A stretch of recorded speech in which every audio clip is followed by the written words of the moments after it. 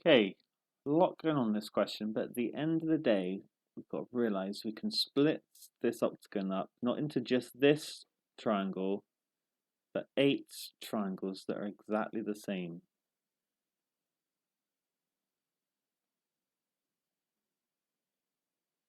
So if I can work out the area of one of the triangles, I can just multiply it through by 8.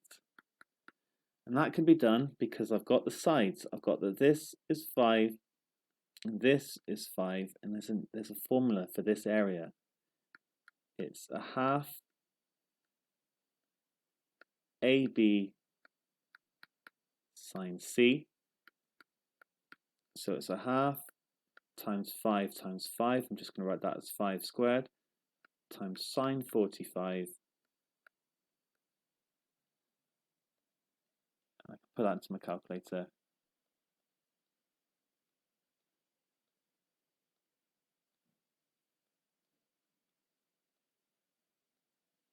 Okay, 8.838.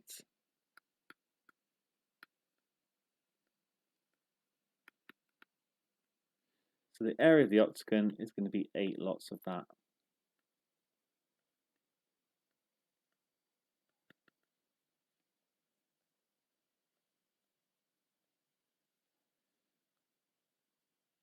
It doesn't actually say whether to leave it, I mean, exactly it is 50 root 2.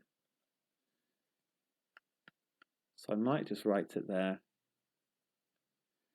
I think I'm going to also write it to, it doesn't say exact, so I'm going to, it would expect it to 3 sig figs, 70.710 or 70.7. Right, next part, work out the area of the original square piece of card. So we've worked out the whole thing, we're just missing these little bits here. Probably the best thing to do is if I know I've got this triangle here, but I'm going to like to suddenly look at this one and think about finding this length, because I know I've got 5 here and then I've split it exactly into half, so I've got 22.5. So now I've got this triangle here where I know this length is 5 and this length is 22.5, and I've got a right angle, and so I can work out that missing length there, which is basically half the width. Let's just draw it out a bit more clearly. So I've got this length, this length, this length. This is a right angle. It's only a sketch. I've divided the 45 degrees into 2, 22.5. This is 5. There's more than one way of doing this question, but this is how I'm doing it. I'm going to call it x, so I can write down that cos 22.5 is equal to x divided by 5, because it's SOHCAHTOA. This is the adjacent. This is the hypotenuse. That's why I've used cos.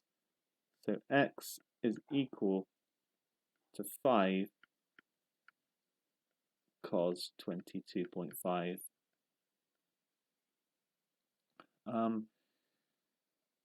I'm not going to stop. I'm not actually going to work out what that is. I'm going to work out what 2x is, because that is going to be,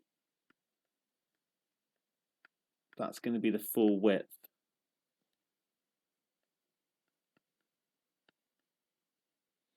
So the area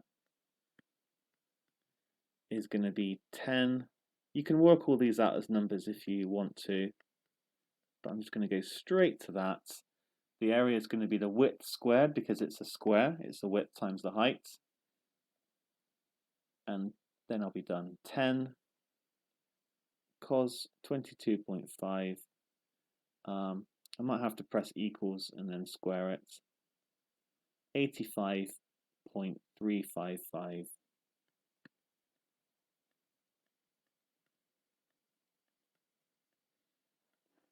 Or 85.4 centimeters squared. I could of course then actually work out these little rectangles, because I could find the difference, which would give me all the rectangles, all the little triangles, and then I could divide that by 4 if I wanted to do that, but I don't, I suppose. So why did I say that? Anyway, Simon makes a tabletop using the card as a model. The sides of the tabletop are 8 times as long as the sides on the card model. Find the ratio of the area of Simon's table to the area of the card model. Well, here we've got a length scale factor equal to 8. The ratio, well, I should probably say the ratio, so the ratio is 8 to 1 for the lengths. However, if I deal with the area, then I've got to remember that the lengths are going to increase by a factor of 8 in both dimensions, in 2 dimensions. For example, if I have a little square area of sides 1, the area is 1.